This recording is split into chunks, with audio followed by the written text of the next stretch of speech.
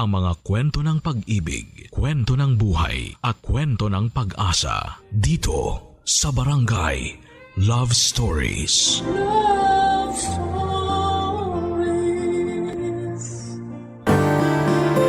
Ang pakikipagkompromiso sa ating karelasyon ay napakahalagang bagay upang magtagumpay ang isang pagsasama.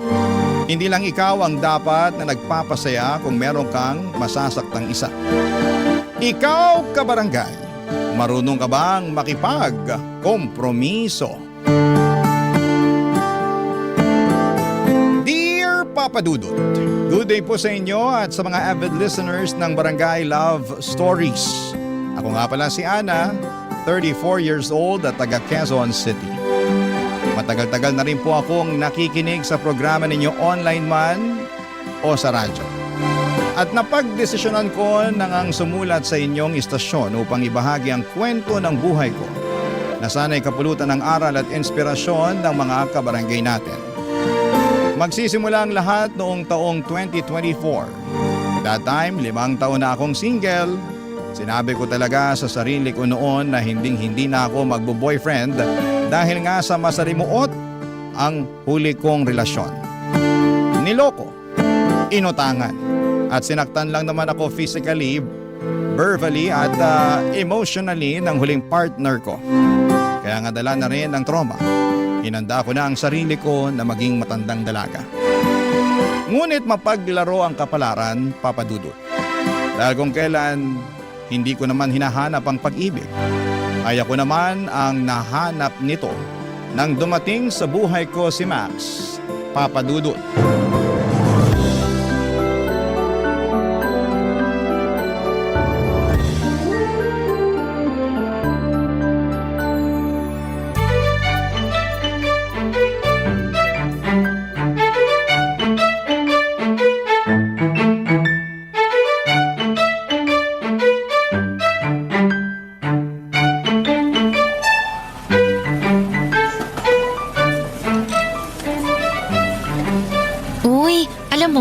Nice yung kape na pinili mo. Alin, tong Vietnamese? Oo, isa yan sa paborito kong orderin dito sa cafe na to eh. Pero ngayon, ito ng sea salt latte ang gusto ko. Mukhang masarap yan eh kasi di mo naman yan magiging paborito kung hindi. Pero parang lahat naman yata sa cafe na to masasarap eh. Pati na tong mga cake nila oh. Alam mo, di talaga ako mahilig sa matatamis pero mukhang mauubos ko tong isang slice ng cheesecake nila. Di kasi ganun katamis eh. Pwede sa mga 30 na. Ikaw talaga? Puro ka biro. Uy, hindi yun biro ah. Mga ganitong edad, 35 pataas dapat controlled na yung blood sugar. Mahirap na, baka maaga tayong sumalangit. Ay hala, huwag naman. Biro lang, sa maaga sumalangit. Ayoko pa rin naman kasi nga gusto ko pang i-enjoy yung buhay ko. Saka para maalagaan ko pa ng gusto yung mga anak ko. Ha? Anong sabi mo? May mga anak ka na? Naku. Di ko ba yung nasabi sa'yo sa chat? Magugulat ba naman ako ng ganito kung nasabi mo? Wala kang nasabi na may mga anak ka na pala, Max. Pasensya ka na, Ana. Pero meron na. 2. 2 pa talaga? Oo Mga anak namin sila ni Valerie, yung ex-partner ko. Pero wala na kami ngayon nun ha. Aba, dapat lang kasi bakit ka ngayon makikipag-date sa akin kung kayo pa, di ba? Tsaka lakas naman ang loob mong magpakalat-kalat sa dating app. Single naman na talaga ako dahil matagal na kaming tapos ni Valerie. Siguro mga 2 o 3 taon na. Pero may mga anak kami nung nagsama kami. Babae tsaka lalaki na edad 6 at 4 na taon. Si Valerie ang nag-aalaga sa kanila tapos sinusustentuhan ko lang sila. Tama naman na hindi mo tinatakasan ng responsibilidad mo sa mga anak mo. Oo naman. Pero yun na nga. Anong ayun na nga? Hindi naman porket may anak na ako hindi na ako pwedeng humanap ng bagong karelasyon, di ba? Wala naman sigurong masama doon. Besides, ilang taon na rin akong single. Kagaya mo, tapos na rin kami ni Valerie at sa mga anak na lang namin ako may pakialam. Kaya ako nasa dating app para makipagkilala. Tapos ito, nakilala kita at magkasama tayo ngayon. Tama naman at wala naman talagang masama doon lalo na pareho naman tayong single. Pero Kasi Ayaw mo na sa akin dahil may mga anak na ako, no? Hindi naman sa ganun. Ganun yun. Halata kaya sa'yo. Bigla na lang nagbago yung reaksyon ng mukha mo nung nalaman mong may mga anak na ako eh. Kasalanan ko rin naman kasi. Akala ko nabanggit ko na sa'yo nun pero well, di pa pala. Ayun, nagulat ka tuloy. Nakakagulat naman kasi talaga. Pero non-negotiable ko kasi ang may anak na, Max. Pakiramdam ko kasi, may kahati ako sa atensyon mo pag naging tayo. Siyempre, mga anak mo yan. Tapos sino lang ba ako sa buhay mo, di ba?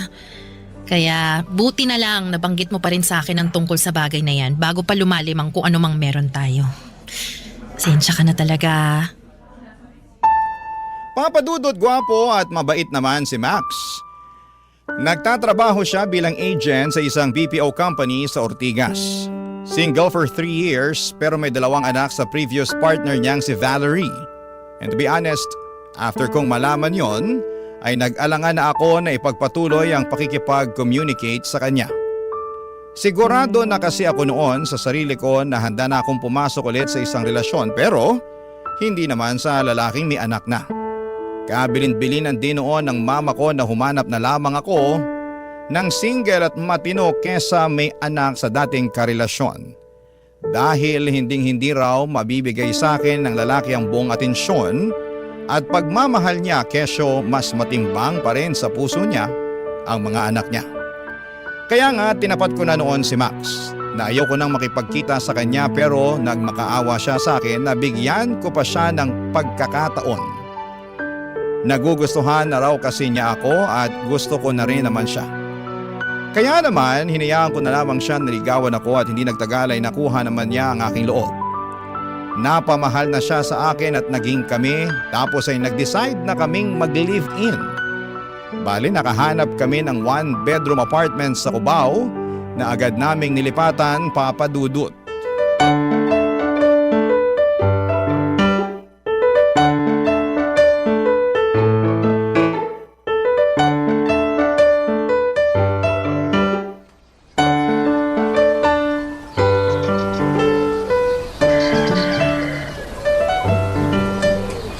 Yes po.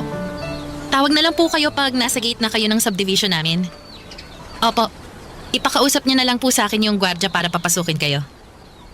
Opo. Salamat po. Sino yung kausap mo, Ani? Yung magde-deliver ng mga binili nating furniture last time sa mall.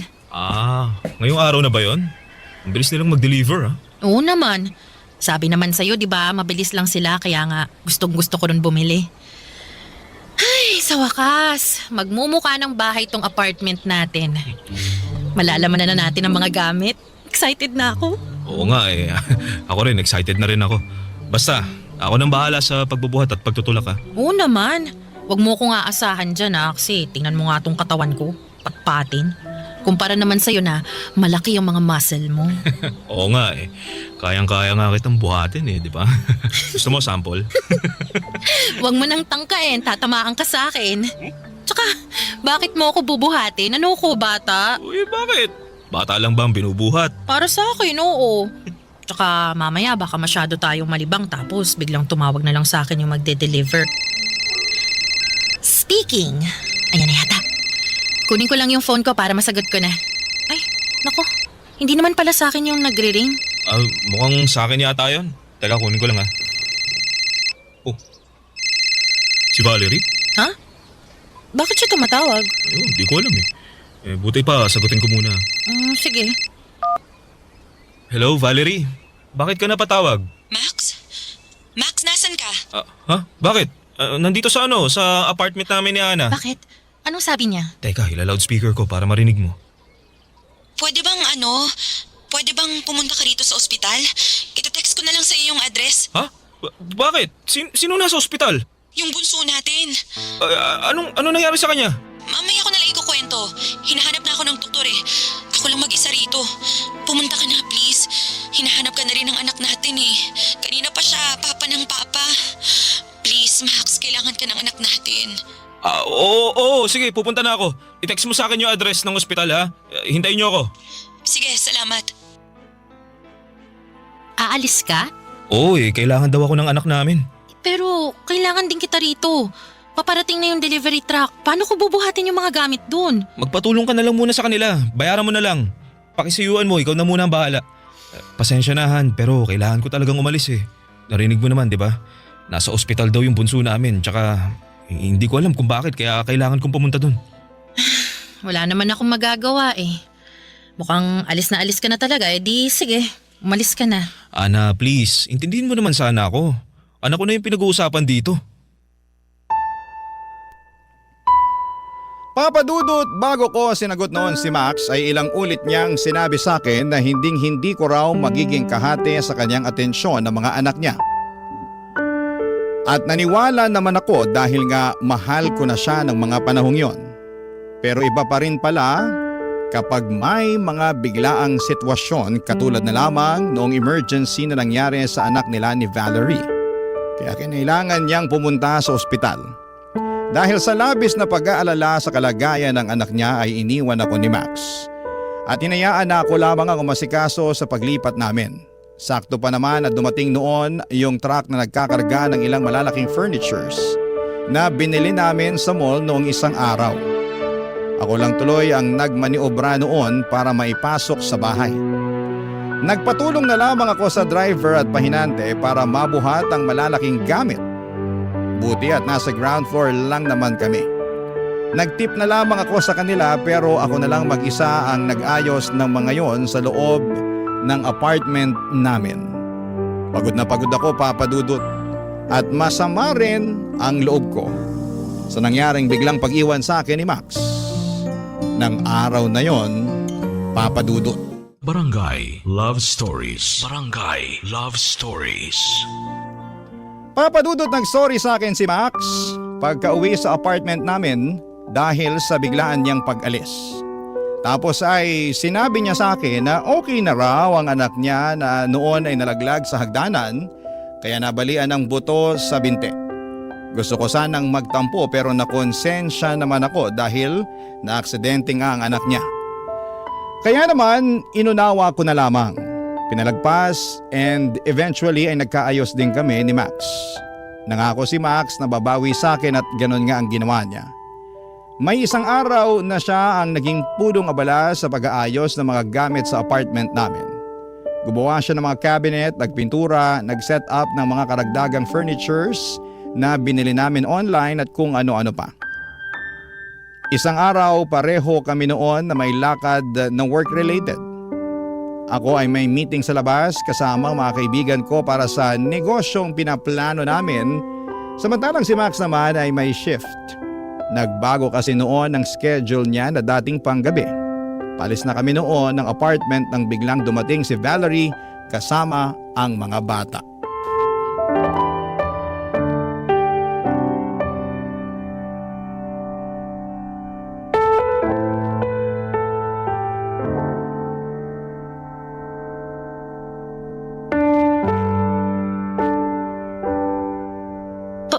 Paano mo nalaman tong address ng apartment namin? Binigay ko sa kanya Han. Bakit mo naman ginawa yun? Wala naman siguro masama dun, di ba?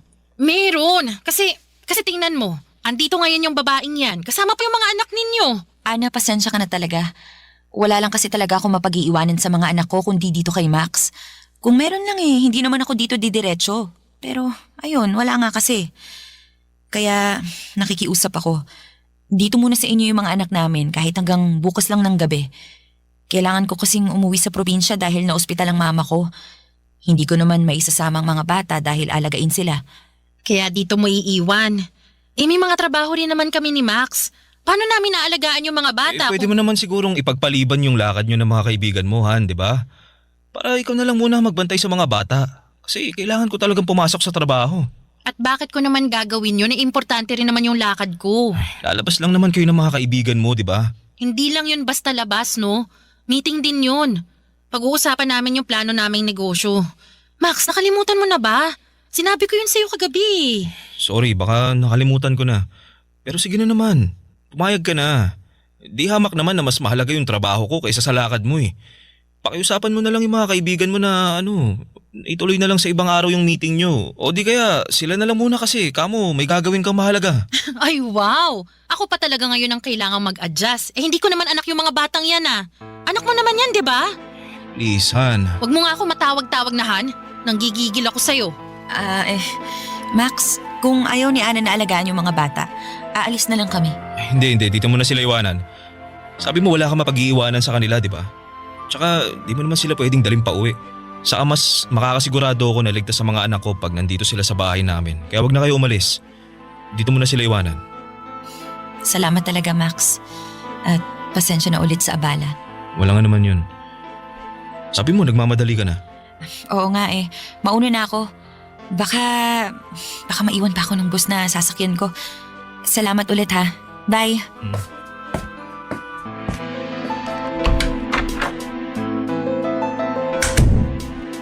Ganon na lang yun? Anong gano'n na ba yun? Na nag-decide ka na hindi man lang hinihingi ang opinion ko. Kaya nga nakikiusap ako. Ngayong araw lang naman hanggang bukas ng gabi eh. Kung wala lang akong pasok sa trabaho di sana ako na lang nagbantay sa mga anak ko, di ba? Sa mga bata yan. Huwag mo naman sana silang anuhin. Anong anuhin? Wala akong ginagawa sa mga anak mo ha? Tsaka dapat nga ikaw ang magbantay sa kanila at hindi ako. Kahit ngayon lang. Hanggang bukas ng gabi pag uwi ni Valerie. Please, Ana, nakikiusap ako. Papadudot, hindi na nga ako nakapunta sa lakad ko ng araw na yon dahil kinailangan kong bantayan ang mga anak ni Max sa bahay. Ayaw ko naman silang isama sa meeting namin ng mga kaibigan ko dahil sigurado akong hindi rin ako makakapag-concentrate. Kesyo sa kanila lang mabubuhos ang atensyon ko sa kakabantay. Nasa edad pa naman sila na may pagkapilyo at pilya kaya alagain. Bukod doon ay nakakapagod ding sawayin. At yun nga ang eksaktong naranasan ko maghapon hanggang sa makauwi si Max. Hindi ko na nga nakuha ang makapagluto ng hapunan namin kaya nag-decide na lamang kaming mag-order ng pagkain noong si Max na ang nagbantay sa mga bata at saka pa lang ako nakaligo at nakapagpahinga. Tandang-tanda ko pa na aburido ako noon at naiiyak na lamang sa labis na pagod habang nasa banyo. Pagkatapos kong maligo, napatulog na ni Max ang mga anak niya, saka ko siya kinausap kung ano ang plano niya sa mga bata. Sinabi lang niya sa akin na sa bahay muna namin ang mga anak niya hanggang sa makabalik si Valerie. Kaya nga buong weekend ako ang naging nanay ng mga batang hindi naman nanggaling sa akin. Noong kinuha na ulit ni Valerie ang mga anak niya ay nakahinga na ako ng maluwag. May tampo pa rin ako kay Max dahil sa pinag-alaga niya ako sa mga anak niya. Pero that time ay malapit na ang birthday niya. Kaya sinantabi ko na lamang yon at nagpatuloy ako sa plano kong out of town namin. Isang araw bago ang karawan ni Max, pinakita ko sa kanya ang plane ticket for two at booking ng hotel sa Boracay bilang regalo ko sa kanyang kaarawan, Papa Dudut.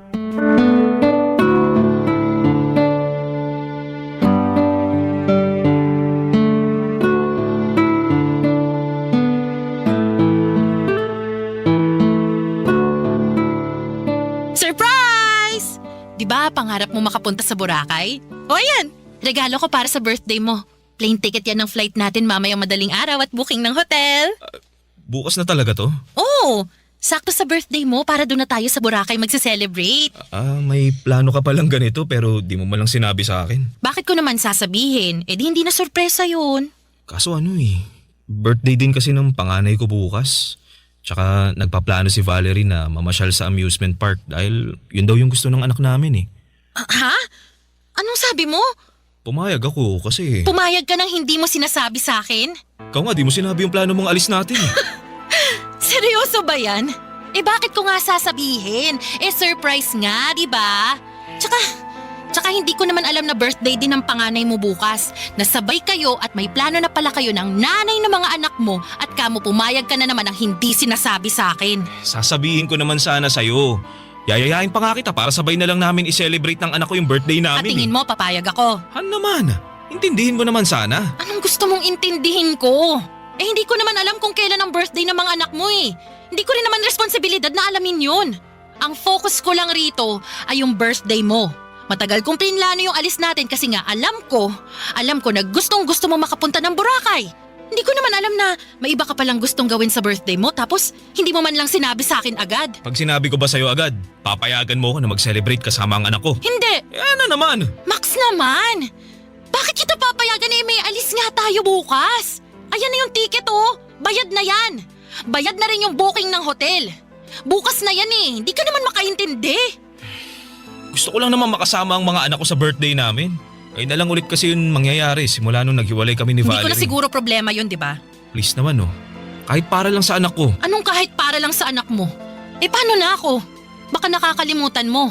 Nangako ka rin sa akin na ako ang magiging prioridad mo. Tsaka ayan na nga yung plane ticket at booking ng hotel oh. Anong gusto mong gawin ko? I-cancel ko yan. Sayang naman yung nagastos ko dyan, Max. Ikaw kasi. Dapat sa susunod, kung may plano kang ganyan, sabihin mo sa akin. Paulit-ulit na lang tayo ah. Hindi mo ba talaga naiintindihan yung punto ko? Naiintindihan ko naman. Naiintindihan, pero pinipilit mo yung gusto mo. Halata naman na ayaw mong umalis at mas gusto mong mag-celebrate ng birthday nyo ng anak. O sige na.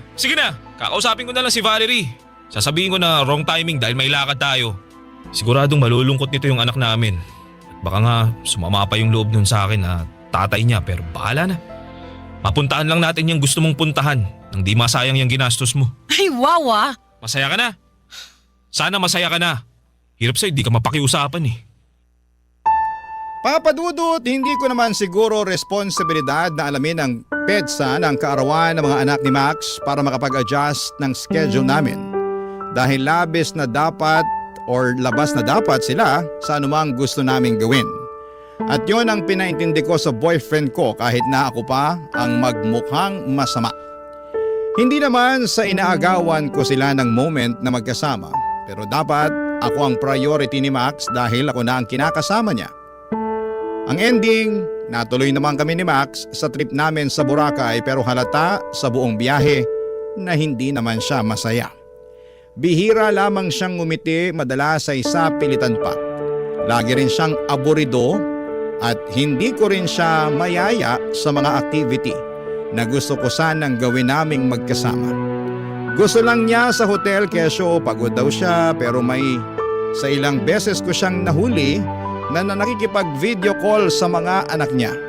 May pasabi-sabi pa nga siya na sana raw ay magkakasama sila sa mga oras na yon. Barangay Love Stories. Barangay Love Stories. Papa Dudut, imbes na magalit ng husto ay kinausap ko si Max kung ano ba talaga ang gusto niyang mangyari sa relasyon namin at relasyon niya sa mga anak niya. Pinaalala ko rin sa kanya na nangako siya sa akin noon na ako at ang relasyon namin ang priority niya. Sunod na lamang ang kanyang mga anak pero lumalabas kasi na ako ang nagmamakaawa sa atensyon niya. Nagsorry sa akin si Max at sinabi niya sa akin na nami-miss lamang niya ang mga bata. Na di na raw yon mauulit, ganito, ganyan. Kaya naman inunawa ko ulit siya sa hindi ko na mabilang na pagkakataon. Inisip ko na baka nga sabik lamang siya sa mga anak niya simula noong naghiwalay sila ni Valerie. In short ay nagpaka-bigger person ako. Hinayaan ko silang mag-bonding na magtatay at kung minsan ay sumasama pa nga ako.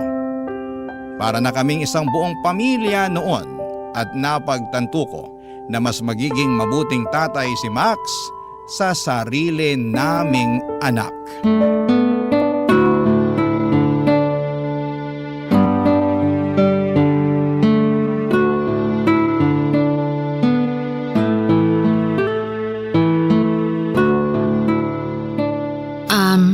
Han, pwedeng magtanong? Oh, ano yun? Huwag ka magagalit ah. Ano nga? May plano ka bang pakasalan ako? Oo naman. Kung ganon, ilang anak ang gusto mo? Ha? Kasi 'di ba pag nagpakasal na tayo, magkakaanak na tayo. Pero hindi naman ako nagmamadaling magpakasal. Pwede naman nating unahing magka-baby kasi nga hindi na rin ako bumabata. Baka mahirapan na akong magbuntis kung hihintayin ko pa na pakasalan mo ako bago tayo magkaanak. Ang totoo niyan, Ano yun? ayoko na kasing magkaanak pa tayo, Han. Ha? Bakit naman? Kasi kasi nga ikaw na nga may sabi na hindi ka na bumabata. Ayoko namang ilagay sa alanganin yung buhay mo pag pinilit pa natin magka-baby. May katrabaho ako. Nasa edad natin sila tapos Nabuntis yung misis niya. Pinilit kasi niyang magkalalaki kaso ayun, hindi kinaya. Namatay yung asawa niya pati na rin yung baby nila. Hindi naman pare-pareho ang tao. Hindi porket nangyari yun dun sa asawa ng katrabaho mo, mangyayari na rin sa akin. Anong malay natin? May iba pa palang nangyari, di ba?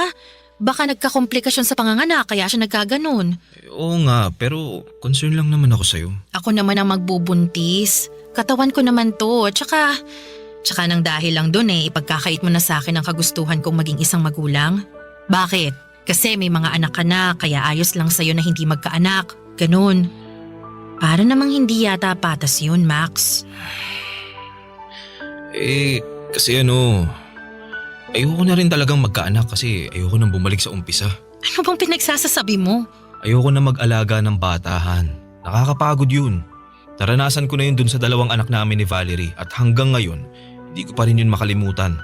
Lalo na yung pakiramdam. Pagod, puyat. Grabe. Grabe kaya pinayat ko nun. Ngayon pa nga lang ako nakakabawi-bawi nung naghiwalay kami. Para mo na rin sinabi na kaya ka nakipaghiwalay kay Valerie kasi ayaw mong alagaan ang mga anak mo. Anong ayaw? Gustong gusto ko nga sila makasama Ngayon lang, kung kailan malalaki na sila at hindi na masyadong alagain. Di kagaya ng mga sanggol pa lamang sila. At saka, saglit mo lang naman silang nakakasama ngayon. Si Valerie pa rin ang nag-aalaga sa kanila, Max. Hindi mo alam ang totoong dahilan ng paghihiwalay namin ni Valerie. Kaya wala kang karapatan na pagsalitaan ako ng ganyan. Saka sinusustentuhan ko naman yung anak namin Hindi ako nagpabaya sa kanila. Gusto ko na maramdaman pa rin nila na may tatay sila kahit nahiwalay na kami ng nanay nila. Oh, gano'n naman pala Bakit natatakot ka sa responsibilidad pag nagkaanak tayo? Sa lagay mahal mo lang ang mga anak mo pag lumaki na sila at hindi kapag mga sanggol pa lang sila? Para namang hindi ka dumaan sa pagiging sanggol. Inalagaan ka rin naman nun ng nanay mo, di ba? Basta, ayoko. Pasensya ka na Han, pero hindi mo ako mapipilit magkaanak. Mabubuhay naman tayo siguro ng walang anak, di ba? Saka ikaw na may sabi. May mga anak na ako.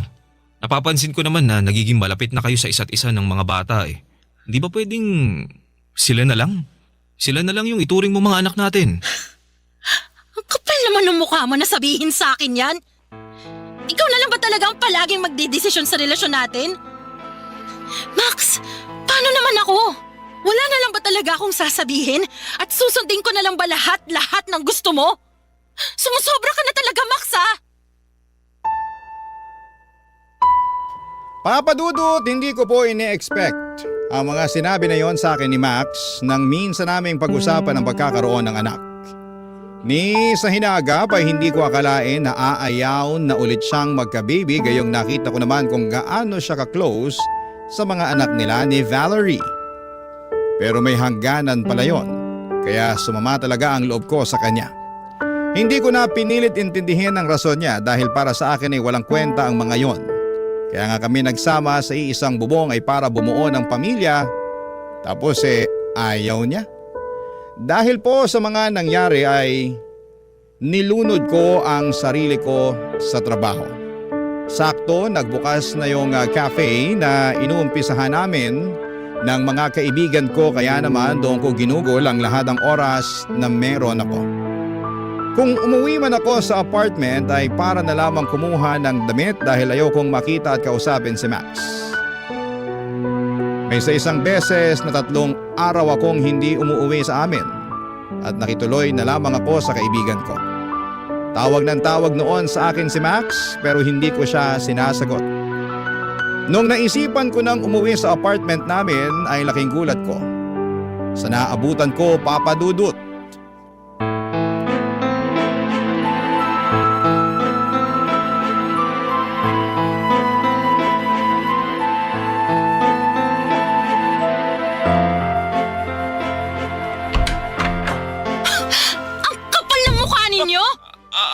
Anong ginagawa mo rito? Anong ginagawa ko rito? Baka nakakalimutan mong apartment ko rin to. Akala ko ba umalis na yung babaeng yan, ha, Max? Bakit bigla siyang nagpakita ngayon? Ano, may nakalimutan ba siya? Yan bang sinabi sa'yo ng lalaking yan? Na umalis na ako, ganon? Pwes, para sa kaalaman mo, hindi ako umalis sa pamamahay na to. Kaya anong ginagawa niyo rito ng mga anak mo, ha? Pinapunta kami rito ni Max. Ang kapal din talaga ng mukha mo, Max! Napunta ko lang naman si Valerie rito para lutuan ako ng pagkain at tulungan maglinis nitong apartment. Ilang araw ka na rin kasing hindi umuuwi. Wala nang nag-aasikaso sa akin. Bakit? Hindi ka ba marunong magluto ng sarili mong pagkain? Hindi ka ba marunong maglinis ng apartment natin? Tanda-tanda mo na, Max, ha? Kailangan pa ba talagang asikasuhin kita? Tsaka sa dinami-rami ng tao na papupuntahin mo rito sa bahay, yan pang babaeng yan. Pwede namang tumawag ka ng tagalinis. Problema ba yun? Wala naman sigurong masama doon. Kasama ko naman yung mga anak namin. Tsaka, kasalanan mo rin naman. Masyado mong pinababayaan si Max. Ayan tuloy. Anong pinababayaan ang pinagsasasabi mo dyan? Nakwento lang naman niya yung problema ninyo. Yung mga hindi mo pag-uwi kasi nagtatampo ka sa kanya. Alam mo, kung umasta ka, daig mo pa yung mga anak namin. Hindi ka na bata para sa kaalaman mo, Ana. Umayos ka. Umasta ka na naaayon sa edad mo. Huwag ka masyadong pabebe. Ana! Bitawan mo si Valerie! Ana, tama na! Pa ako! Ano ba? Unawan mo! Kaya dahil kulang pa yan sa mga pinagsasabi mo sa akin! Ano ba kasi yun? Wala naman akong ginagawa sa'yo! Anong wala? Namumuro ka na sa akin eh! Inintindi ko na kayo ng mga anak mo, lalo na pag kailangan nila ang tatay nila. Tinanggap ko sila rito sa pamamahay namin, pero sinimantala mo lang yon at hindi ka marunong dumistansya. Lakas pa ng loob mo na sabihin mong kasama mo naman ang mga anak ninyo ni Max. Kung matino kang babae, alam mo na may kinakasama na siya, di sana umiwas ka na. Feeling ko talaga para-paraan lang yan para mapalapit ka kay Max eh. Ginagamit mo lang yung mga anak nyo. Ano? Ha? Tama ba ako? Sige, sabihin mo, tama ako! Ha? Ana, tama na! Bitiwan mo na si Valerie! Sige, bibitiwan ko siya. Pero etong sa'yo! Bakit mo ako sinampal? Dahil napakakapal ng mukha mo. May pasabi-sabi ka pa na ako yung magiging prioridad mo. Pero hindi ko naman yun maramdaman. Maling-mali talaga na binigyan pa kita ng pagkakataon na mapalapit sa buhay ko eh. Sana, nun pa lang iniwasan na kita. Akala mo talaga sa akin tanga, no? Akala mo mabibilog mong ulo ko? Akala mo mapapasunod mo ako sa gusto mo? Walang hiya ka? Wala ka naman palang planong magkapamilya tayo pero gusto mo maging nanay ako ng mga anak mo? Tapos ano? Tapos ngayon harap-harapan mo akong niloloko dahil sa pagpapapunta mo sa babaeng yan dito sa bahay natin? Sobrang sama mo, Max! Wala kang puso! At ang kapal ng mukha mo! Ang kakapal ninyong lahat! Kaya lumayas kayo sa bahay ko ngayon din! Alis!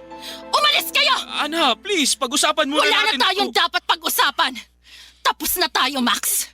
Hiwalay na tayo! Papadudot nakipaghiwalay nga ako kay Max ng araw na yon at pinalayas ko sila ni Valerie kasama na ang mga anak nila sa apartment na ako ang nagbabayad.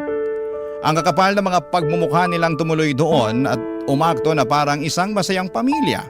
Samantalang meron silang nasasaktang iba. Iyak ako ng iyak maghapon hanggang sa nakatulugan ko na lamang ang labis na kalungkutan. Hindi nga nagtagal ay nabalitaan kong nagkabalikan sila Max and Valerie. Muli na naman akong umiyak at nasaktan nang malaman ko yon, Papadudot. Pero hindi ko na planong habulin pa ang dati kong kasintahan. Dahil alam ko na simulat sa Paul, wala na talaga akong laban lalo na at may mga anak sila. Dapat talaga na hindi na ako noon nagpadala sa matatamis niyang salita. Di sana ako nasaktan dahil wala naman akong ginawang masama.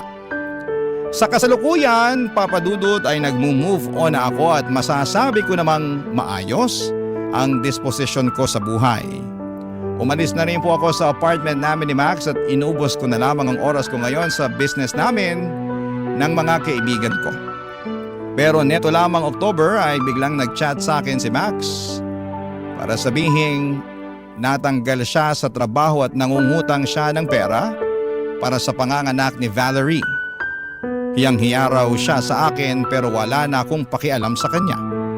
Sinabihan ko siya na huwag na niya akong kakausapin kahit kailan. Sabay block sa kanya at doon ay nakaramdam ako ng kaginhawahan sa dibdib ko.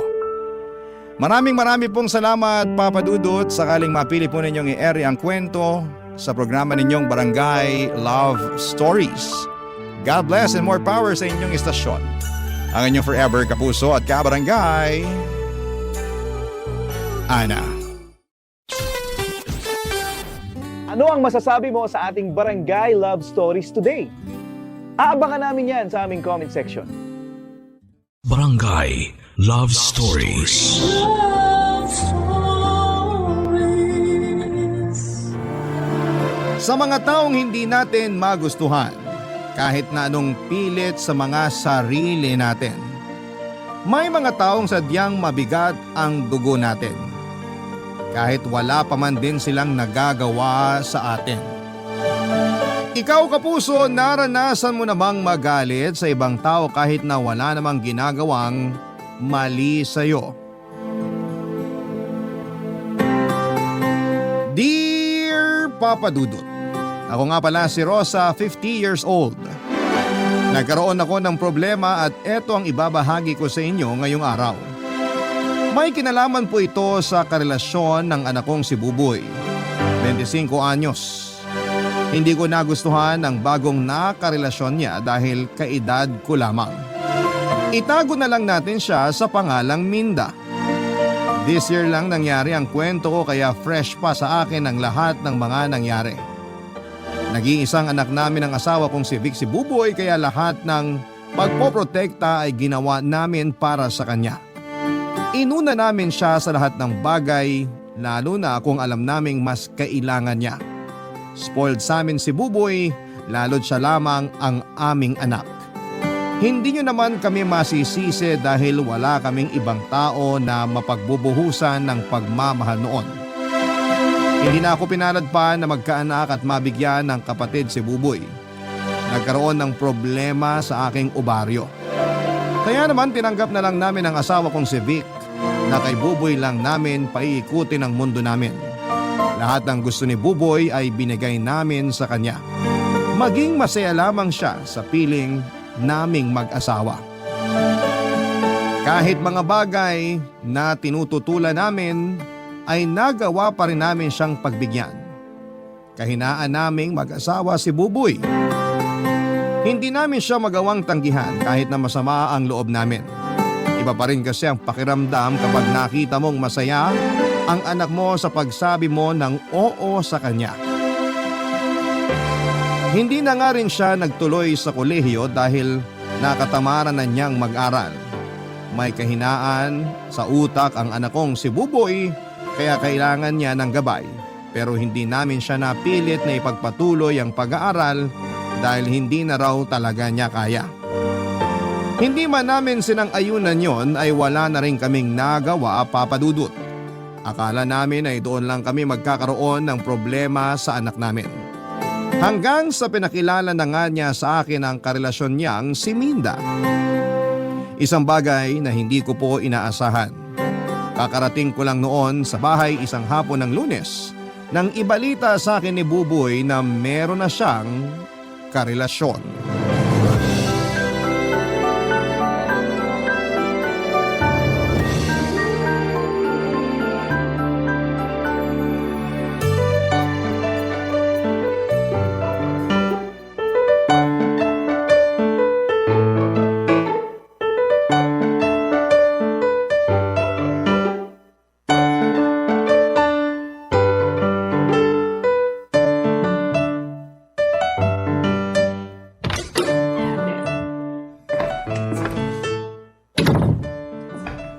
Buboy! Nick! Asan kayo? Nay, nandyan na po pala kayo. Nasaan ang tatay mo? Hindi pa po dumarating. Baka naipit na naman po sa traffic. Oh, kumain ka na ba? Kinain na po namin ni Minday na tira nating ulam kaninang tanghali. Minda? Girlfriend ko po. Talagang hindi na kayo nagkabalikan ni Melody? Nay naman, isang taon na nung naghiwalay kami. Umaasa pa rin kayo na magkakabalikan kami? Akala ko kasi pang forever na kayo eh. Si Minda na ang forever para sa akin. Naku, ganyan din naman ang sinabi mo nung kayo pa ni Melody. Iba si Minda. Mature mag-isip, hindi toxic, bihira kung tuyuin. Oy, sige, basta masaya ka at hindi ka niya sasaktan, walang problema sa akin. Kailan mo ba siya ipapakilala sa amin ng tatay mo? Ngayon na po. Ngayon na? May kinakausap lang siya sa cellphone niya sa kwarto ko. Palabas na rin siya. Buboy, okay na ako. Ayan, sakto. Nay, ipapakilala ko lang si Minda. Girlfriend ko. Minda, nanay ko. Ikaw si Minda? Opo, magandang gabi po. Wag mo na akong puin. Parang magkaedad lang naman tayo eh. Mas matanda naman po kayo, Nay, ng ilang buwan. Kaya nga ang sabi ko, wag na akong puin. Pero di kayo mukhang 50 ha? 50 ka talaga? As in 50 years old? 5 at saka 0? Alam ko nakakagulat yung age difference namin ni Buboy pero... Hindi mo mai-imagine ang gulat ko. Pag magkasama naman kami, parang kaedad ko lang siya eh. Parang kaedad mo. Ikaw yung nagmumukhang 50. Ganon. Si nanay talaga. Paano ba kayo nagkakilala? Teacher ka ba ni Buboy nung elementary o high school? Dentista ka ba niya? Nay! Okay lang, Buboy. Normal lang sa mga nanay na magtanong ng ganito. Nakaka-relate ka ba? Ilan na ba ang anak mo? Meron ka bang anak na kaedad ni Buboy ko? Sa maniwala kayo o hindi, single ako. Walang asawa o anak. Parang ang hirap namang paniwalaan yan. Pangalawang karelasyon ko pa lang si Buboy. May nakalibin ako noon at inabot kami ng 20 years bago kami nagkahiwalay. Bakit hindi mo balikan? 20 years din yun, ha? Baka naman nagkakamali ka lang sa anak ko. Baka ginagawa mo lang siyang panakikbutas. Nay, please naman! Naku, Aling Rosa. Pwede ko po ba kayong tawaging Aling Rosa? Rosa na lang ang tawag mo sa akin. Pero huwag ka magkakamaling dagdagan ng mama o kaya tita, ha? Rosa, wala na akong balak bumalik sa ex ko. Masaya na ako sa piling ni Buboy. Mabait at masipag. Napalaki niyo siya ng maayos. At sana huwag mong sirain. Uy, Nay! Nagbibiro lang naman ako. Kung dyan kayo nakakakuha ng saya sa mga sinasabi niyo, pagbibigyan ko kayo. Mabuti naman at nagkakaintindihan tayo. Bakit naman di ko maiintindihan ng kapwa ko matanda? Oo nga pala, bagay sa inyo ang stockings na gamit niyo. Di halata ang varicose veins niyo. Saan ba pwedeng umorder niyan? Parang umusok noon ang magkabilang tenga ko sa mga pasimpleng lait na sinabi ni Minda, Papa Dudut. Hindi ko lang pinahalata dahil ayaw kong magmukhang talunan sa aming dalawa. Marami rin siyang naging pasaring bago siya hinila ni Buboy para ihatid na. Nakahalata siguro si Buboy sa tensyon sa aming dalawa kaya minabuti niyang ilayo na sa akin si Minda. Hinintay ko siyang makauwi para masermonan ko pero tinawagan niya ako para ipaalam na kay Minda muna siya matutulog. Alam kong nagdadamdam ng konti si Buboy pero ayaw niya lang pag-usapan yon. Mas okay na rin yon na isip ko. Kesa naman mag-init kaming pareho at mauwi pa kami sa away na mag-ina. Hindi na rin ako nakakain after nang umalis silang dalawa dahil nawala na ako ng gana. Sinubukan ko manood ng TV pero lumilipad ang utak ko noon. Binuksan ko ang radyo para makinig ng music pero ganun pa rin ang mga nangyari. Wala pa rin ako noon sa hulog dahil sa nangyari sa aming tensyon ni Minda. Nag-overthink na rin ako at kung saan-saan napunta ang isipan ko. Natakot ako na baka ilayo ni Minda si Buboy sa akin. Alas 10 na ng gabi nang makauwi noon ang asawa kong si Vic, Papa Dudut. Nakailang tawag ako sa kanya nung umalis na Buboy pero hindi naman niya sinagot. Kaya mas lalo ako nainis dahil kailangan ko ng kakampi pero wala ang asawa ko. Hindi ako nakatulog kaagad at sinadyang hinintay ang pagdating ni Vic. At dumating na nga siya bandang alas 10 na at mukhang napagod sa trabaho at sa traffic. Kung normal na araw, baka hinayaan ko siyang magpahinga muna para makabawi ng lakas. Lalo't alam kong may trabaho pa siya kinabukasan. Pero hindi ko kayang ipagpaliban ang isyu ko sa relasyon ni Buboy at Minda. Kinailangan ko nang sabihin kay Vic ang lahat para makakuha naman ako ng simpatya at kakampi. Pinagtimpla ko muna siya ng kape at pinagdala ng damit na pangbahay. Noong naubos na niya ang kanyang kape at naisuot na niya ang pangbahay, hinarap ko na siya para ibalita ang mga nangyari. Ramdam na noon ni Vic na may masama akong balita dahil hindi ko naman siya madalas pinagdadala ng pangbahay at pinagtitimpla ng kape kung wala lang.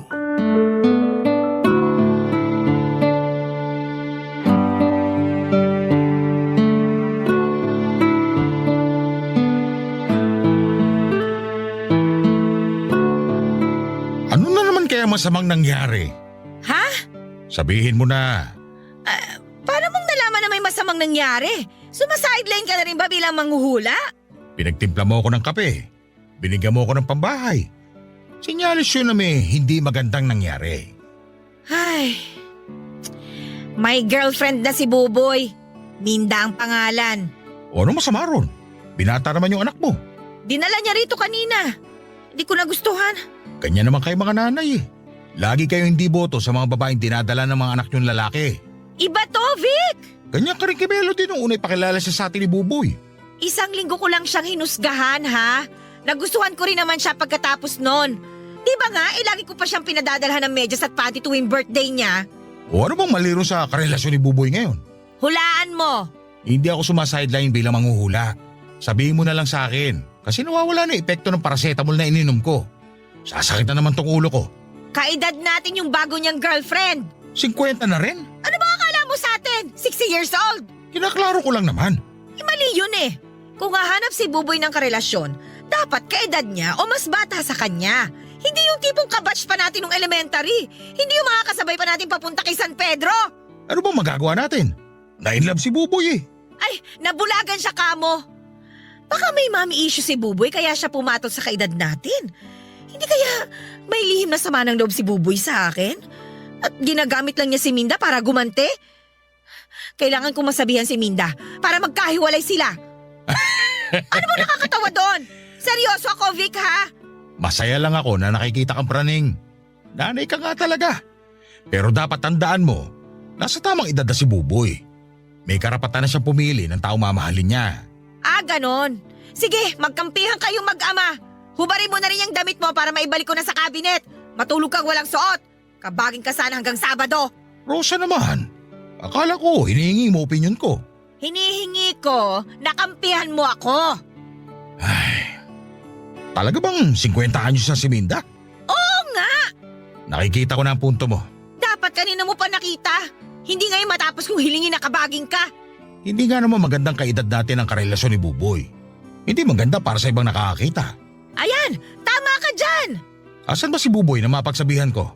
Wala siya rito sa bahay. Doon daw matutulog kina Minda. Napansin siguro na naglalaitan na kami ng pasimple ng girlfriend niya kanina. Nilait ka nung Minda? Aba, hindi naman pwede yun. Dapat yan ang una mong sinabi. Hindi naman ako papayag na laitin ka ng kahit na sino. Ay dapat nga. Yan nga ang una kong sinabi. Ay, nakakainis talaga. Hayaan mo, kapag bumalik dito yung Minda na yon, pagtulungan natin. Hahanap tayo ng mali sa itsura niya. May varicose veins na rin ba siya? Eh malay ko. Pero yung sakin, napansin niya. Napansin niya yung varicose veins mo? Eh di ba yun na itatago ng stockings mo? Kung maaga ka lang sanang dumating, narinig mo sana kung paano niya bastusin itong mga ugat ko. Kung alam ko lang na ngayon siya ipapakilala ni Buboy, eh di sana nagpajama ako o kaya nagmaong na pantalon para hindi niya nakita mga ugat ko sa binti na nagmumura sa galit. Kaya nga sorry na. Hayaan mo, hahanap ako siya ng mali pag dumalaw siya rito. Hindi siya lalabas ng bahay nang hindi nagagalusan ang pagkatao niya. Aba dapat lang! Hindi mo na ba ako patutulugin ng hubad hanggang Sabado? Hindi ako pwedeng kabagin eh. May mga meeting ako hanggang Friday.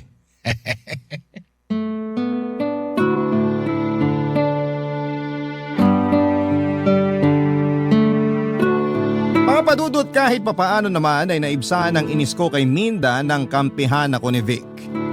Alam kong hilaw ang naging pagkampi niya sa akin pero ayos na rin yon para sa akin.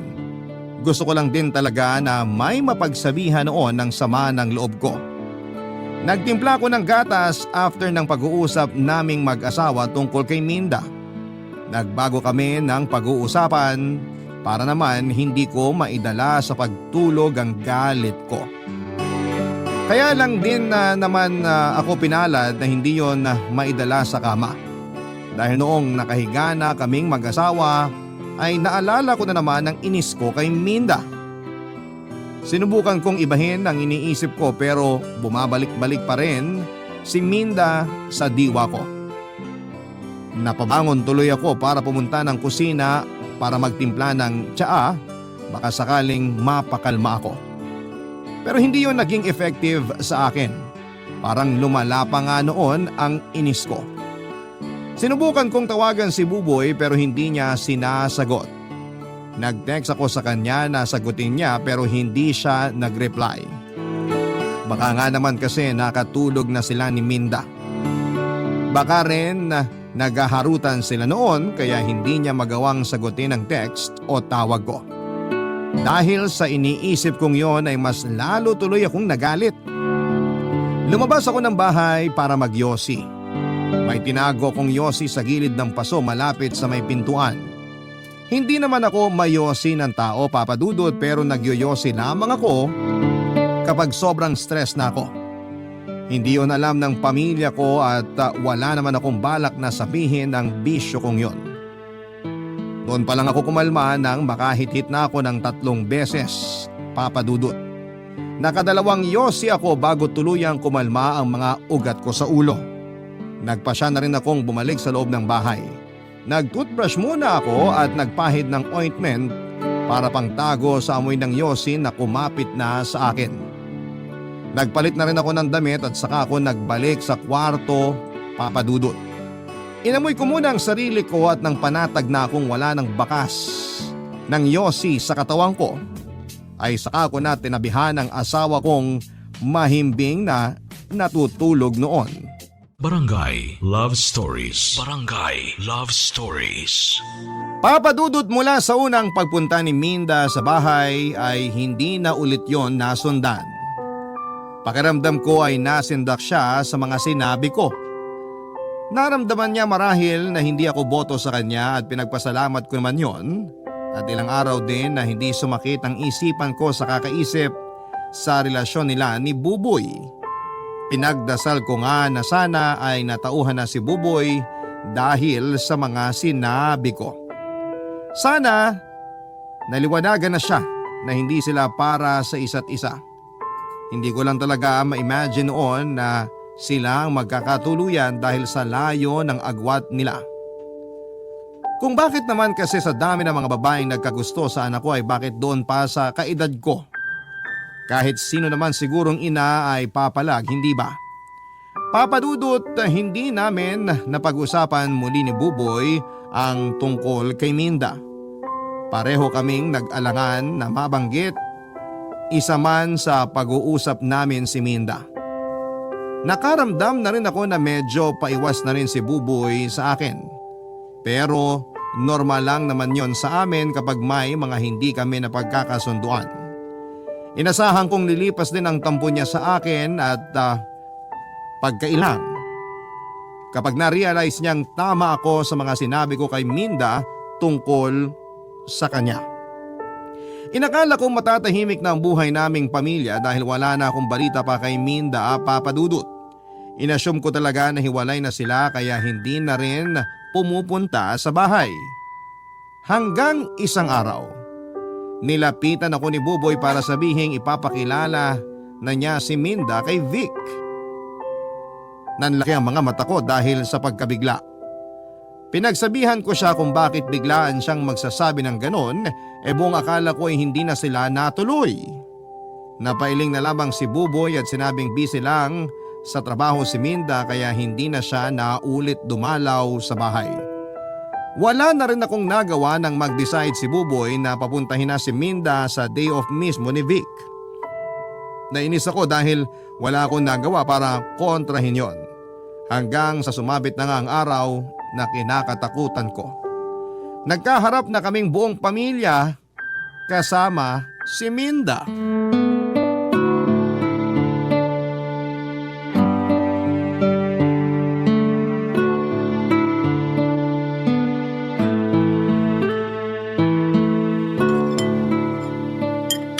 Minda, kumusta naman yung ginisang ampalaya? Masarap ba? Oo, namiss ko yung pait. Sobrang pait. Makakatulong to sa dugo ko. Ikaw bang nagluto? Ako ang nagluto. Kaya naman pala. Anong kaya naman pala? Kaya naman pala. Masarap.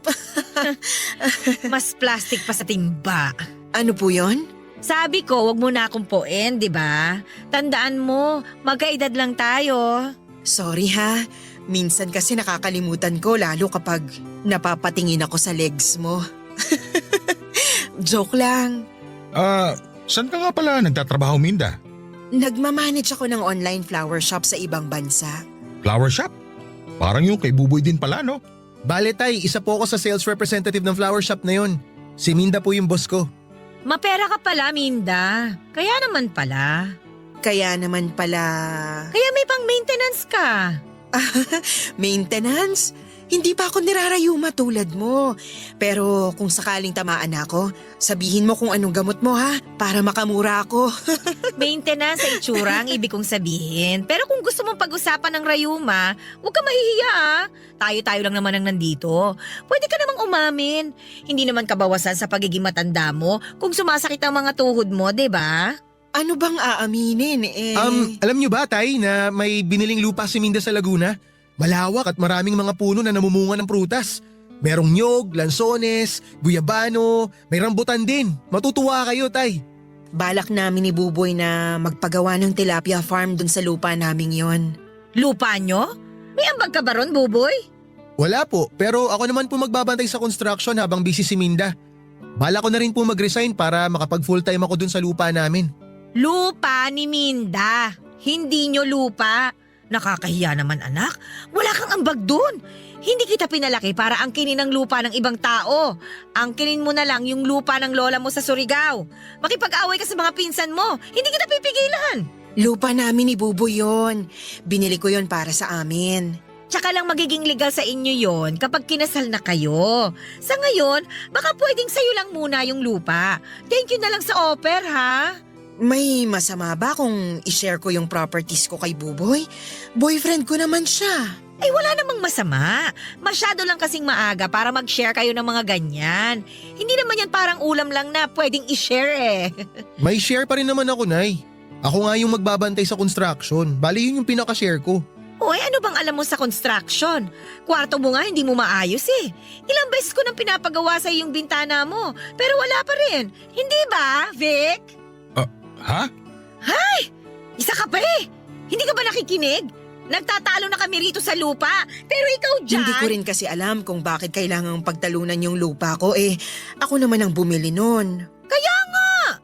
Kaya dapat hindi mo sinasabing lupa ninyo ni Buboy. Ikaw lang naman ang bumili nun eh. Papaasahin Rosa. mo lang tong anak ko. Kapag nagkahiwalay na kayo, nga na siya. Buboy anak, marami tayong lupa sa paso. Makontento ka na lang muna ron. Sino po bang nagsabi sa inyo na maghihiwalay kami ni Minda, Nay? Kakasimula nyo pa lang. Huwag mo na magplano ng mga ganyang bagay. Kilalanin nyo muna ang isa't isa. May tsansa pa na na makakilala ka ng mas compatible sa'yo. Yung bang kaedad mo at saka… Hindi yung kaedad nyo. Naintindihan ko kayo. Alam ko namang una pa lang, di na kayo boto para sa akin kay Buboy dahil sa agwat ng edad namin. Hindi ko yun mamasamain. Vic, hindi ba may sinasabi ka nung nakaraan? Mabuti pa. Tapusin na lang natin itong kinakain natin para makapagpahinga na tayong lahat. Vic! Mukhang di ko na rin mauubos tong ampalaya. Masyado nang pumapait eh. Baka ma-high blood na ako. Mauna na rin ako para di maabutan ng ulan. Tara na, Buboy. Nagmadali na ngang umalis sina Minda at Buboy, Papa Dudut. Tinanong ko si Buboy kung anong oras siya makakauwi pero sinabi niyang doon na lang muna siya kina Minda matutulog. Naramdaman kong may tampo si Buboy sa akin pero hindi niya pinahalata sa harapan ni Minda. Nakangiti naman si Minda na nagpaalam kahit alam kong napipilitan lamang. Nawala na ako ng gana sa kinakain ko. Hindi makatingin noon sa akin si Vic dahil alam niyang galit ako. Niligpit ko na ang mesa kahit kumakain pa si Vic. Pinaramdam ko sa kanya ang galit ko dahil wala man lang siyang tinulong para mapagkaisahan namin si Minda. Ang ayos pa ng usapan namin noon na kakampihan niya ako. Sinabi pa niyang siya na ang bahala kay Minda.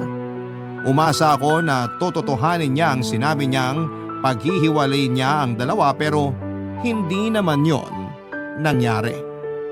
Nagdadabog ako noon habang naguhugas ng plato. Nakabasag na nga ako ng 2 pinggan at 1 baso. Nahalata naman yun ni Vic at niyakap ako patalikod. Mas lalo lamang ako nagalit imbis na kumalma. Hinarap ko siya para pag-usapan namin ang pangiiwan niya sa akin sa ere. Hindi lang daw siya nakasingit sa usapan namin ayon kay Vic.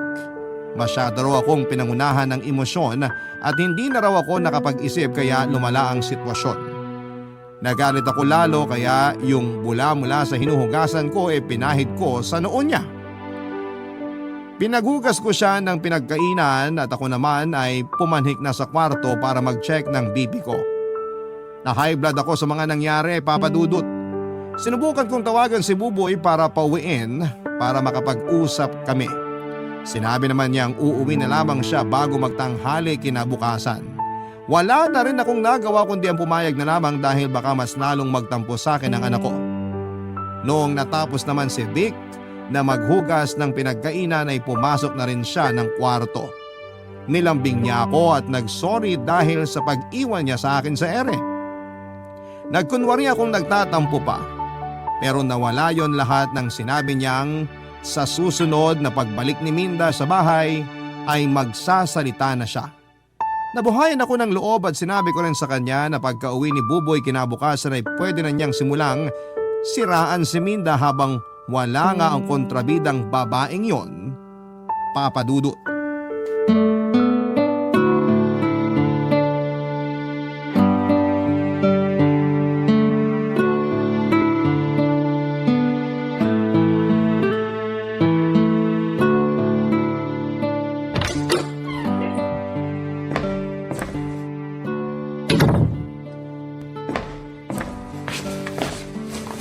Oh, bakit ngayon ka lang umuwi?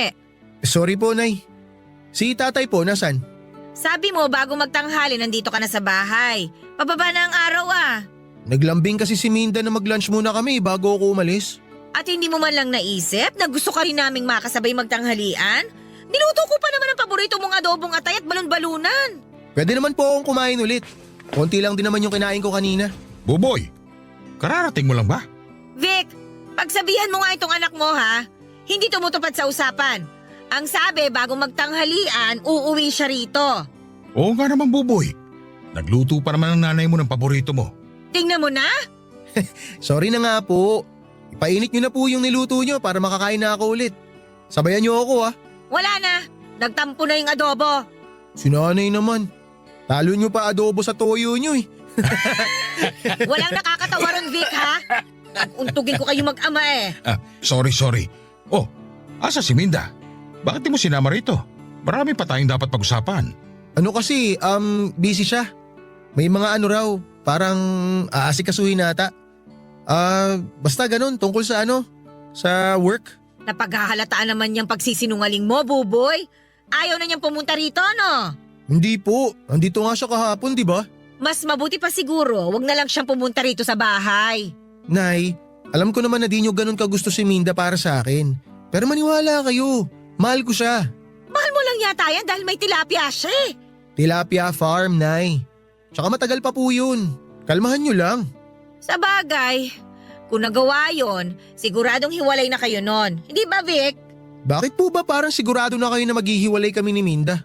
Nanay mo ako. Alam ko, ramdam ko. Pwes, mali kayo, Nay. Si Minda na yung gusto kong makasama habang buhay. Sabi na eh, dahil talaga to sa tilapia eh. Nay, kahit walang tilapia, kahit tuyo lang ang meron siya, si Minda pa rin talaga ang gusto ko. Kaya nga gusto ko kayong kausapin ni tatay eh. Tungkol saan ba yan? Bubukod na po ako. Magsasama na kami ni Minda. Ano? Hindi pwede! Bata ka pa, Buboy! Nay, ano bang bata? 25 anyos na ako. Legal na akong bumukod sa inyo. Vic, kausapin mo nga itong anak mo. Hindi siya pwedeng umalis dito sa bahay para sumama sa babaeng yon. Para sa'yo rin itong mga bilin namin. Pero tay… Hindi ka pwedeng bumukod. Dito ka lang sa bahay. Marami ka pang kailangan matutunan bago ka umalis. Tama na naman! Ay, Nay, tay. Pasensya na po pero buo na po talaga ang desisyon ko. Buo na rin ang desisyon namin ng nanay mo. Hindi ka aalis ng bahay. Dito ka lang. Kung gusto mo, dito na lang kayo sa bahay magsama ni Minda para makasama ka pa rin namin. Vic! Nanlaki ang mga mata ko sa huling sinabi ni Vic. Wala sa usapan namin noon na titira si Minda sa bahay namin. Hindi ko nga sinang-ayunan na bumukod si Vic or si Buboy pero mas lalong hindi ako sasang-ayon na magsama silang dalawa ni Minda sa poder ko pa. Natuwa si Buboy at niyakap ang tatay niya. Habang ako ay nakatulala at hindi pa rin makapaniwala sa pulpol na sinabi ni Vic kay Buboy. Nagmadali na si Buboy na lumabas ng bahay para puntahan si Minda at ibalita ang mga sinabi ni Vic. Hindi na rin ako nakapagsalita pa at hindi na nakahabol pa para kontrahin ang suhestyon ni Vic Papadudut. Napaupo na lamang ako at nakaramdam ng hilo. Tumaas ata ang presyon ko at agad namang napansin niyo ni Vic. Kinuhanan niya ako ng tubig sa kusina at inabot sa akin. Imbis na kunin ay tinabig ko dahil sa galit ng tubig. Nadismaya ako sa mga nangyari, Papadudut. Hindi ko itinago yon kay Vic. Pumanhik ako ng kwarto at nagwala doon. Hindi naman sumubok noon si Vic na lapitan pa ako dahil natakot na rin siya. Hindi ko talaga alam noon kung ano ang pumasok sa isipan niya para patuloyin si Minda sa bahay namin. Nag-overthink ako habang nasa kwarto.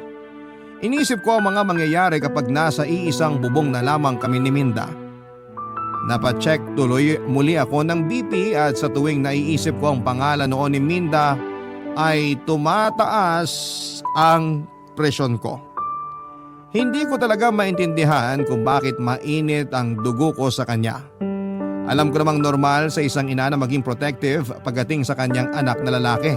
Pero iba talaga ang galit ko kay Minda. Inisip ko na hindi naman siguro ako buntis para paglihian ng bruhang yon. Sadyang mabigat lang talaga ang loob ko sa kanya at hindi ko kayang ipaliwanag noon sa aking mag-ama dahil paniguradong ako ang talo. Nahiga ako sa kama para magpakalma. Sinubukan kong matulog pero nabigo ako. Hanggang sa narinig ko na lamang ang pagkatok ni Vic sa kwarto. Hindi ko yon pinansin, Papadudut, hanggang sa siya na ang kusang pumasok ng kwarto at nagsorry sa ginawa niyang desisyon, Papadudut. Barangay Love Stories. Barangay Love Stories. Mabilis lang na nakalipat si Minda sa bahay. Nag-arkila siya ng 2 van para ilipat ang mga gamit niya. Halos napuno na ng mga gamit niya ang bahay ko, Papadudut.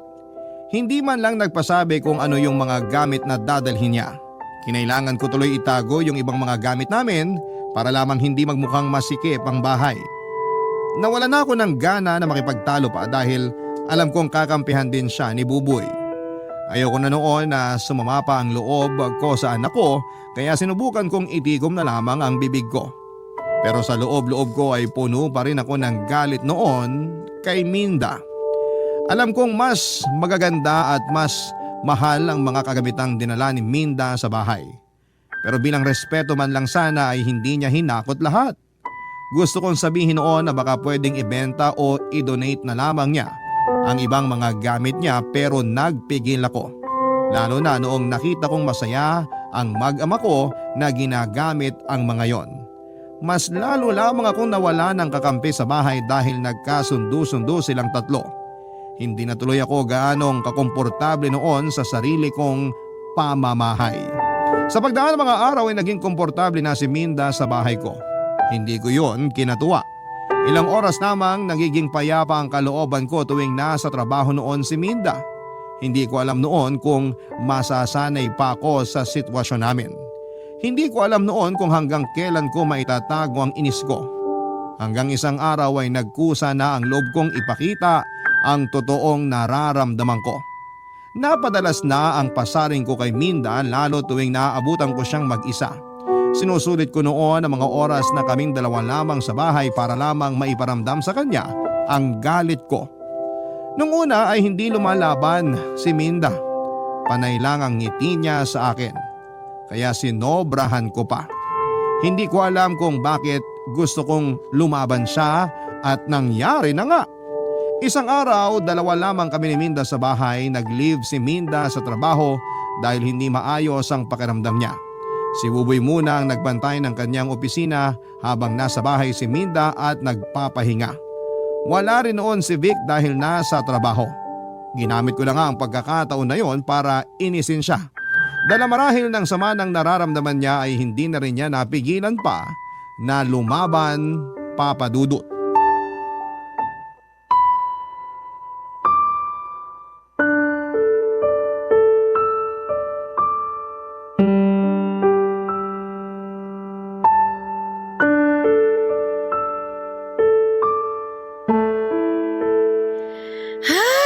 napakasikip na ng bahay ko. Kahit hangin, hindi na magkasya. Ako bang pinaparinggan mo o yung hangin? Ay, wala sa choices na binigay mo. Ang pinaparinggan ko, itong rocking chair na dinala mo. Ilang beses na kasing tumatama rito yung hinliliit ko sa paa. Baka isang tama pa, mapudpud na. Pinapakuha ko na yan sa pamangkin ko pero next week pa raw siya pwede. Huwag kang mag-alala. Doon na sa bahay ni lamang pupudpud ng hindiliit yung rocking chair na yan. Bakit kailangan next week pa? Baka pwedeng ngayon na. Kahit ako na magbayad sa kukuha niyan para ihatid sa pamangkin mo. Next week pa kasi babalik yung pamangkin ko. Pasensya na ha. Akala ko kasi matutuwa ka kapag inuwi ko yan dito. Bakit naman ako matutuwa kung pupudpurin niya ng hinliliit ko? Kaya nga pasensya na eh. Yung pamangkin mo, baka gustong iuwi na rin yung sopa na nakabalandra doon sa kusina. Bagay naman yung sofa ko sa kusina natin ha. Bagay sa kusina ko? Paano bumagay? Hindi nga ako makapagluto na maayos dahil doon eh. Puro talsik na rin ang mantika yon. Sino gusto mo sa sopa na puro mantika? Si Buboy kasi ang nag-request ng sofa na yun na ilagay sa kusina mo. Para raw kapag nagluluto ako, uupo lang siya ron para makasama ako. Kayo na lang ni Buboy ang mag-usap tungkol doon sa sofa. Bakit pa kailangan ipaabot sa kanya? Pwede namang tayong dalawa na ang magdesisyon na tanggalin yon, di ba? Aabalahin pa natin si Buboy. Pero siya kasi yung may gustong ilagay yun sa kusina. Sa ayaw ko kasi sagabal nga sa pagluluto ko. Okay, hayaan mo. Next week isasama ko na rin sa ipapadala sa pamangkin ko. Baka meron pang nakakasagabal sa'yo na gusto mong mawala rito. Hindi mo magugustuhan ang isasagot ko sa'yo sa tanong mo na yan. Oo, gets ko. Alam kong ako yung sagabal na gusto mong mawala. Bakit mo naman sinasagot ang sarili mong tanong? Kasi wala ka namang lakas ng loob sagutin yung tanong ko. Sa bagay, sa ating dalawa, ikaw lang yung malakas lagi ang loob. Malakas ang loob na magdala ng mga kalat dito sa bahay ko. Malakas ang loob na makipagrelasyon sa mas bata sa'yo. Wow. Wow lang. Asan ang lakas ng loob mo? Wow na lang ba ang isasagot mo? Alam mo, ilang buwan na kitang tinitiis ha. Hindi kita nilalabanan kasi may respeto pa ako sa'yo. Kung may respeto ka sa akin, hindi mo sana pinatulan ng anak ko. Hanggang ngayon talaga hindi mo matanggap ang relasyon namin ng anak mo? Huwag kang umasa na matatanggap ko pa yan! Hindi naman ako umaasa talaga. Kasi sarado ang isipan mo. Kahit siguro gumuho ang mundo, nakalak pa rin yung utak mo. Sa bagay, ganyan naman talaga kapag may edad na, di ba? Lakas talaga makapagsabi na may edad na. Akala mo naman nagsusumixtin ka lang. Hindi hamak na mas marami ka pang puting buhok kesa sa akin, oh! Bata pa lang ako, marami na akong puting buhok. Nasa lahi namin yun at di lang dahil sa edad ko. Talaga ba? Oo naman. Ikaw, yung varicose vein sa trayuma mo ba? Elementary ka pa lang meron na? Sa lahi ba nakukuha yan o sa edad? Ba't talagang... Minda? Nay? Oh, nandyan pala kayo. Buboy! Napaaga ka yata ng uwi. Maaga kasi naming na-reach yung kota ngayong araw sa opisina eh. Nag-text ako sa'yo, Minda. Ay, sorry. Mahina ata ang signal dito sa sala ng nanay mo kaya di ko na-receive. Check ko mamaya. Ayos lang kahit mamaya na pag bakante ka. Update lang naman sa opisina yung tinext ko sa'yo eh. Kumain na ba kayo? Bumili ako ng liempo oh. Sabay-sabay na tayo. Ang sweet naman. Buboy, baka pwedeng ikaw na munang umasikaso niyan sa kusina ha? Susunod ako. Aayusin ko lang tong signal ng phone ko. Okay, sige. Nay, samahan niyo ako? Kaya mo na yan, anak. Hihilutin ko lang itong hinliliit ko. Baka kasi magtampo na sa kakauntog sa rocking chair ni Minda eh. O sige, relax lang kayo rito. Ako nang bahala sa pagkain natin. Punta na muna ako sa kusina ha. Maiwan ko na muna kayo. Mabalik tayo. Sabi ko nga kanina, Talagang utang na loob naman. Hindi ka ba napapagod makipag-away? Kasi ako rinding-rindi na eh. Huwag mo nang ubusin ang lakas mo sa pangiinis sa akin kasi wala ring mapupuntahan yan. Tataas lang lagi ang BP mo. Ngayon titiklop ka. Kanina lang matapang ka. Para kang pinausukang tandang. Tapos ngayon, dumating si Buboy. Gusto mo bang makita ng anak mo ang pagtatalo natin? Di mo ba naisip kung anong epekto nito sa kanya? Puro na lang ba? Sarili mong galit ang iniintindi mo? Wala akong balak iwan ng anak mo. Mahal ko siya. Kung di mo pa rin ako masikmura, maiintindihan ko. Pero wag mo naman sana akong bastusin tulad ng ginagawa mo ngayon. Hindi ba tayo pwedeng mamuhay na lang ng payapa para kay Buboy? Hindi ba pwede yun? Hindi na ako nakasagot sa huling sinabi ni Minda. Lunok na lamang ako ng laway dahil may punto siya. Nagmukha akong talunan sa mga sinabi niya at alam kong tama naman siya. Hindi naman niya hinintay na makapagsalita pa ako at tumayo na siya mula sa pagkakaupo at saka pumunta sa kusina para samahan si Buboy. Ako naman ang napaupo sa rocking chair at napaisip sa mga nangyari. Napaisip ako sa mga sinabi ni Minda. Doon ako nakaramdam ng konsensya dahil maayos naman si Mindang makisama pero ako lang yung gumagawa ng paraan para maging negative ang lahat. Kaya naman naisipan kong itigil na ang nararamdaman kong galit sa kanya. Oras na para bigyan ko siya ng chance. Alam ko noon na mahirap yung gawin pero habang iniisip ko si Buboy, napilitan akong gawin yon. Naisip ko rin na baka pag pinalala pa namin ni Minda ang hidwaan namin ay lalayo na ang loob ng anak ko sa akin. Baka yun pa ang maging dahilan para tuluyan na siyang bumukod at lumayo na sa akin dahil sa pakikialam ko sa kanilang dalawa. Kaya naman para sa anak ko ay kinaya kong ibaba ang pride ko. Sinimulan ko nang makisama kay Minda, nahirapan kaming pareho pero nakaya naman. Paunti-unti ay kinilala ko siya. Tuwing wala noon ang mag-ama ko at naabutan ko si Minda ay pinagtitimpla ko siya ng kape at inaaya ko siya sa labas ng bahay para magkwentuhan. Inoffer ko rin sa kanya ang tinago kong yosi. Natawa nga siya dahil palihim din pala siyang nagyoyosi kapag wala si Buboy. Alam naming pareho na hindi gusto ni Buboy na nagyoyosi kami kaya natawa na lang din kaming pareho. Meron na tuloy kaming naging bonding na dalawa. Binigyan din niya ako ng pabango na mamahalin. Yung pabango na kayang takpan yung amoy ng yosi. Gumana ang loob ko kay Minda habang tumatagal. Doon ko naintindihan kung bakit napamahal sa kanya ang anak kong si Buboy. Maayos naman kasi talaga si Minda. Aminado na ako noon na sa akin talaga ang problema. Masaya siyang kasama at hindi ako nagkaroon ng problema sa kanya. Naging paborito ko na tuloy si Minda sa lahat ng mga nakarelasyon ni Buboy. Sinabi ko yun sa kanya at sinabi rin niyang ako ang paborito niyang biyanan. Nagtawanan kami sa mga sinagot niya dahil hindi naman pala niya naabutang buhay ang magulang ng nag-iisang ex niya. Naging maayos ang lahat sa amin hanggang isang araw ay nagbago ang lahat.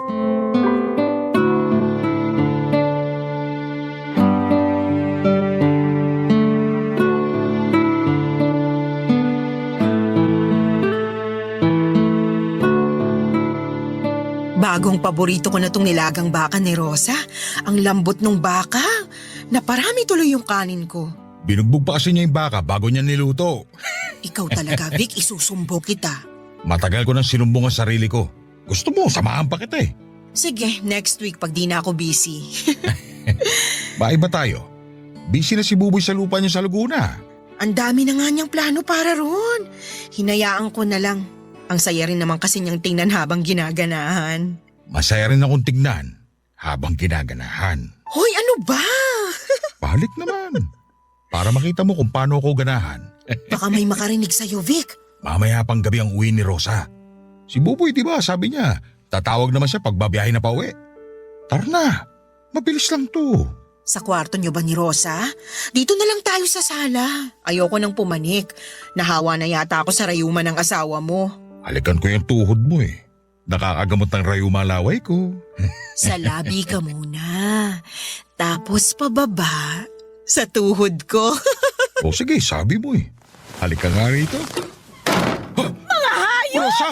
Hayop! Rosa, teka lang. Walang teka lang! Wala ngang preno yung kademonyohan ninyo eh! May balik pa sa tuhod? Ano kasan to? Please, hayaan mo kami mag-explain. Kahit anong explanation ninyo, wala akong tatanggapin! Rosa, makinig ka. Hindi namin to sinasadya. Hindi sinasadya? Biglaan lang ba? Parang hindi naman. Parang komportable nga ang paghaharutan ninyong dalawa eh. Hindi yan biglaan. Oo, aminin ko may katagalan Ang na. kakapal ang mukha ninyo! Rosa! Umayo ka muna! Yun ang dapat sa'yo! Masakit ka! Baka maabutan tayo ni Buboy! Hindi mo yung buhok ni Minda! Ngayon, nagawa mo pa mag-alala kay Buboy? Hindi mo ba naisip yun habang nagpapalitan kayo ng laway ng haliparot ng Mindang ito? Please, Rosa. Mali kami, oo. Please, tigilan na natin to. Kung kailan kayo nahuli, tsaka nyo maiisipang itigil? Sinabi ng tama na! Tigilan mo ng pananakit kay Minda!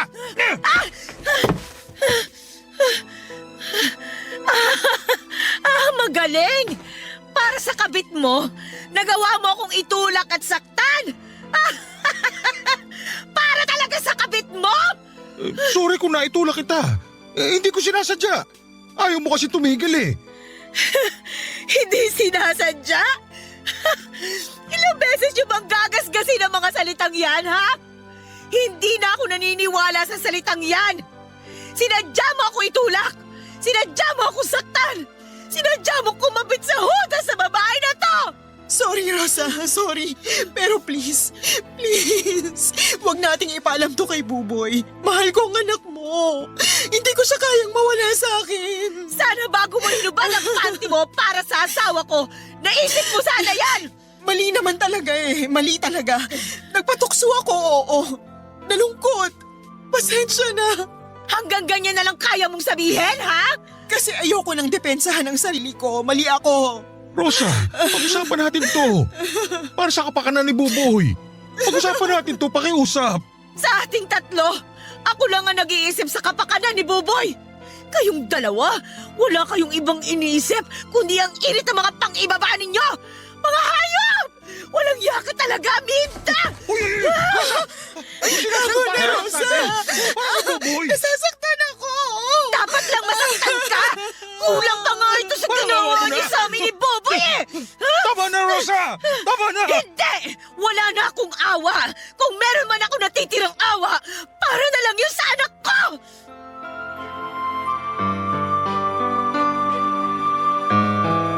Sinubukan kong kalmahin ang sarili ko nang marinig ko nang paulit-ulit ang pangalan ng anak ko. Napaiyak na lamang ako at napaupo sa sahig sa sobrang sakit ng nararamdaman ko. Hindi nagtagal ang panginginig ng katawan ko, sinubukan akong yakapin ni Vic pero sinampal ko siya ng ilang ulit. Hindi naman niya ako nilabanan dahil alam niyang deserve niya yon. Nang mapagod akong saktan silang pareho ay doon na ako kinausap ni Vic at inamin niyang matagal na silang nagkaroon ng lihim na relasyon bago pa man din maging sina Minda at Buboy. 1 buwan lang ang naging relasyon na yon dahil nakonsensya daw si Vic at na-realize niyang ako pa rin ang mahal niya. Nagalit si Minda at sinubukang gumanti. Nagpaligaw siya kay Buboy at na-fall na si Buboy sa kanya. Inakala ni Minda na paglalaruan lang niya si Buboy para saktan si Vic. Pero nahulog na rin si Minda sa kanya habang tumatagal. Inakala ni Minda na nawala na ang nararamdaman niya para kay Vic mula noong maging sila ni Buboy pero nagkamali siya. Mula noong tumira si Minda sa bahay ay nanumbalik ang pagmamahal niya para kay Vic at ganon din ang asawa ko para sa kanya. Sinubukan naman daw nilang pigilan ng nararamdaman nila pero nahirapan sila dahil nagkalapit silang muli. Hindi naman nawala ang nararamdaman ni Minda para kay Buboy at aminado naman siyang mas mahal niya ang anak ko kesa sa asawa ko. Nadala lang daw sila ng init ng nararamdaman nila sa tuwing naiiwan silang dalawa na magkasama ni Vic. Nagkamali sila na napasunod sila ng tawag ng laman pero handa na raw nilang talikuran ang ginagawa nila. Nakiusap sila na itama ang pagkakamali nila at nakiusap silang wag nang ipaalam kay Buboy ang lahat para hindi na raw masaktan pa ang aking anak.